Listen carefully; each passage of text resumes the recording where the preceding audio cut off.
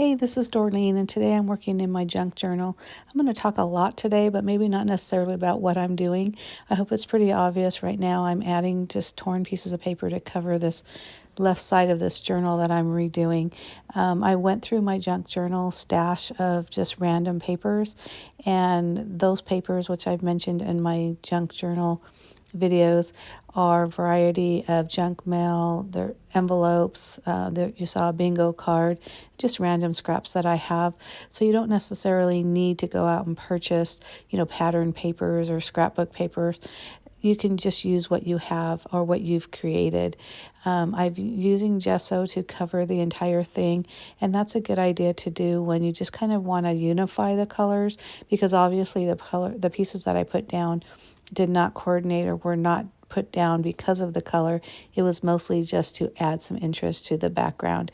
That stencil that I'm using is also homemade. That cardboard or that stencil was made from a cardboard that comes when you buy a shirt. Sometimes you get that cardboard piece in there. It's a really good weight for some cheap homemade stencils. The one thing I like about playing in my junk journal is I really try to use junk as well. I don't know if that makes sense. I'm actually using air quotes when I'm saying the word junk. So again, it's nothing that you have to go out and buy specific products for. Now, of course you can, because look at, I'm using some texture paste right now. Although there is a way to make your own, and which I have done, I do find that the ones that you buy from the store are a little bit better. So I'm just really not playing with my products. I don't have a specific idea in my head. I'm just playing. I'm adding color. I'm toning down. Matter of fact, I toned down a lot, and then I add some more with this black, and then I realize I hate it. So you'll kind of just see me just go from one end to the other. And hopefully at the end, you'll kind of appreciate the process. But that's one thing I wanted to mention too is, when you start something, if you don't love it, you just put another layer. And that's what's really cool about kind of playing with this mixed media and junk journaling, art journaling. I mean, everybody has their own titles for all these things, but it's just playing with the products that you have. That's a bubble wrap, and you just put some paint on it and you get this really cool texture. And I love doing that, and you'll probably see that a lot in my junk journaling process in the future, and also if you look at my old videos. But I get to a point where I look at this and I'm thinking, oh my God, I hate this. I'm definitely going to trash this, or I need to walk away. So I did leave at this point to go to bed, and then you'll see me with new eyes the next day.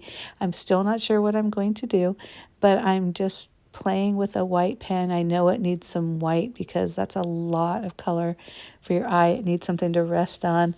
I am using a Posca paint pen, which I absolutely love. If you're looking for a good paint pen, especially a white one, in my opinion, Posca, you can't go wrong. That's the best thing to buy. And they are kind of hard to find, so I believe that most people agree with me on that. But if you're having fun and you're enjoying this process, please hit the subscribe button. I would love for you to subscribe to my channel. You can hit the bell to be notified on any new videos. Also, for your information, I'll also have this information on my blog, which is www.craftsinthecommandcenter.blogspot.com. I do this all the time. I kind of skim through or rush through and cut out a lot of the repetitive processes on whatever it is I'm working on, whether it's a junk journaling page like this, or when I'm scrapbooking, or when I'm doing a Cricut project, because I feel like you guys don't need to watch paint dry. I've watched a lot of YouTubers where you're watching the entire thing, and I'm just trying to fast forward through that stuff anyways. So I hope that's okay. If you prefer to see the entire thing, leave me a comment. This is still such a learning process for me. But one thing, if you'll notice, is I try to keep my videos about 10 minutes. Sometimes they're less, sometimes they're more, but my goal is about 10 minutes. And for that reason is because I kind of get rid of those repetitive steps. If you ever have a question on what I did or the product I used, again, you can leave me a comment below, or you can go to my blog and my blog will be listed below, and it'll also come flash on the screen at some point. But I'm adding certain just little things inside those colored circles because I noticed that some of them were still pretty dark. And then these products, that I'm adding were from a swap that I did. And I'm not really a unicorn and rainbows type of person, so I'm really not sure why I joined this swap. But I did get some amazing products. So I just added them on there. I'm using that pen to give a little bit of shadow on the shapes, just so it doesn't look like they're just randomly there. It look like they're supposed to be there. Sorry about that. And I still feel like it needs something, so I'm adding some, this is a script stamp, some black ink and a script stamp. I'm just kind of stamping here, there, and everywhere, not really a solid, just a little something to give it color. And I will be honest with you, when I'm done with this, I don't love it, but I definitely don't hate it. So I may go back and do something different, but for now, I'm okay with it. And I hope you agree. So give me a thumbs up. Again, if you're not already, hit that subscribe button, and I will hopefully see you later. Bye. Oh, and one more thing on these close-ups. The thing that's really neat is you can see, I hope you can see, the stencil of the roses.